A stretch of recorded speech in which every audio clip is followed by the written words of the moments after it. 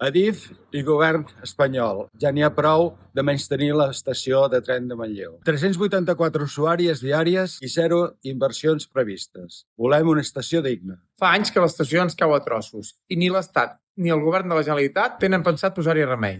L'edifici i el conjunt d'instal·lacions es troben en un estat de semiabandonament que marginen l'ús del tren, contraposició a un entorn dinàmic que una estació viva hauria de tenir. El Pla de Rodalies 2026-2030, presentat a correcuita arran de la crisi ferroviària de les últimes setmanes, no preveu cap inversió a l'estació ni a les seves rodalies. De totes les estacions del sistema de Rodalies, incloent-hi regionals, sense actuacions previstes, Manlleu és La de més demanda, 384 usuàries diàries, amb andanes inferiors a 200 metres, i això fa que no s'hi puguin aturar trens llargs. la segona amb més demanda, sense passos a diferent nivell que comuniquin les andanes. La tercera, amb més demanda, no accessible per a persones amb mobilitat reduïda. A més, el nou pla de Rodalies Preveu estudiar convertir l'estació de Torelló en capçalera de la línia R3. Això comportaria l'augment de la freqüència ferroviària a Manlleu. Tot i això, no preveu cap inversió per materialitzar-ho ni abans ni després del 2030. no inclou cap estudi per desdoblar la via entre Vic i Torelló. Per si fos poc, el Pla de Rodalies 2026-2030 preveu invertir